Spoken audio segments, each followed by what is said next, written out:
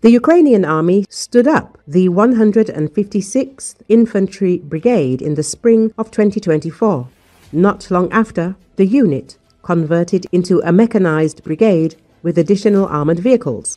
Now, the 156th Mechanized Brigade is one of the growing number of Ukrainian units rushing south to Donetsk Oblast to meet a mass of Russian troops and tanks poised to strike at the fortress city of Pokrovsk for what Ukrainian drone operator Kriegsforscher described as a last final battle, recalls Euromaidan Press media outlet.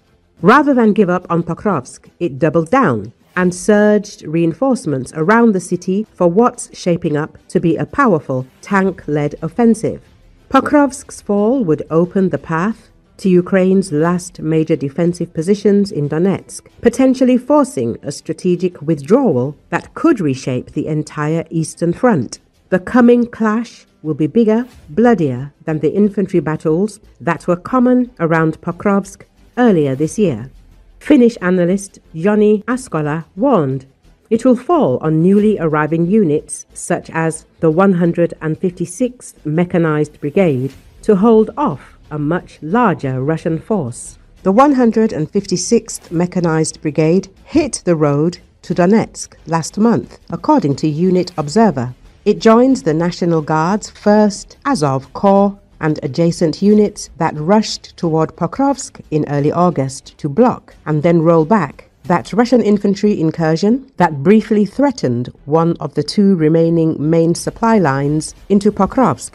Expect the 156th Mechanized Brigade to dig in and prepare for tank attacks. The older Ukrainian brigades around Pokrovsk are skilled tank killers, but the 156th Mechanized Brigade's relatively green troopers should be able to pick up the standard tactics fairly quickly. Euromaidan Press says, in the 43 months since Russia widened its war on Ukraine, Ukrainian forces have destroyed, damaged, or captured around 4,100 Russian tanks. That's more tanks than Russian regiments had in frontline service before the wider war. They took out these tanks with mines, artillery, anti-tank missiles, and, perhaps most importantly, explosive first-person view drones and grenade-dropping bomber drones. The Russians are betting that tank-led assaults can help them with the battle for Pokrovsk. The Ukrainians are betting they can blow up the tanks in the usual way. If the Russians can't break through the reinforced Ukrainian defenses around Pokrovsk in the coming months, they might not get another chance anytime soon, at least not with tanks. Euromaidan Press says, Russia's Uralvagon Zavod tank factory is building new T-90Ms, but it's unclear how many. The factory's output may have collapsed this year. Meanwhile, the Kremlin's vehicle storage bases, once brimming with Cold War leftovers, are now mostly empty of usable vehicles.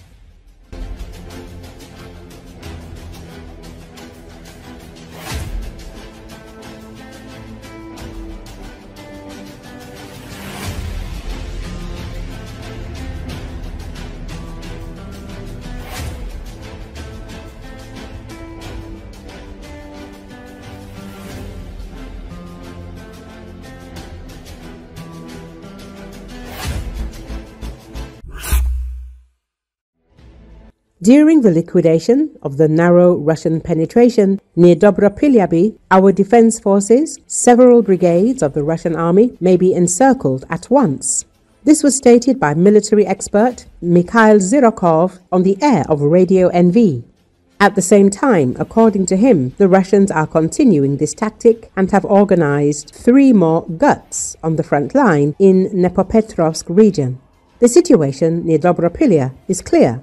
The Russians were unable to cope with the cover of this gut that they pulled out to the Dobropilya area, and now they are getting it in the neck after the General Staff transferred the most combat-ready units here. The Dobropolye gut, it will be eliminated in the near future if the situation does not change dramatically. Several brigades may even end up in a cauldron there. They will have no chance, Zhirokov commented. However, he added that this may not happen if the situation changes and, for example, the General Staff is not forced to transfer the Azov Corps to another direction. In a month of active hostilities near Dobropilya, Donetsk region, Ukrainian units from the Azov Corps of the National Guard of Ukraine and adjacent formations captured 69 Russian infantrymen. According to official statements, the active actions of Ukrainian forces allow them to hold positions, deter the enemy's advance, and stabilize the situation on the front. The captured Russian servicemen expressed gratitude to the defenders for preserving their lives and pledged to abide by the Geneva Conventions during detention. The Russian armed forces attack failed. The defense forces stabilized the situation, and these soldiers were just lucky to survive. They were taken prisoner by soldiers of the 4th Operational Brigade of the National Guard of Ukraine, Rubies, and the 82nd Separate Air Assault Bukovina Brigade, 1st Corps of the National Guard of Ukraine, Azov. The total number of prisoners for the month stands at 69 occupiers. It is also noted that as of September the 5th, more than 2,400 Russian military personnel have been destroyed since the breakthrough near Dobropilya. In August, deep state analysts noted a significant turning point in the movement of Russian formations north of Dobropilya, between Dobropilya and Druskivka, pointing to gaps in Ukrainian defense and the enemy's attempts to quickly consolidate. On August the 12th, the 1st Corps of the National Guard of Ukraine, Azov, reported the occupation of a defensive strip on the Pokrovsk direction and intensified measures to block the enemy. According to the press center of the Defense Forces of Ukraine, several Russian infantrymen breached the first line, but were destroyed by reserves of the defense forces. This is absolutely not how it looks on the map.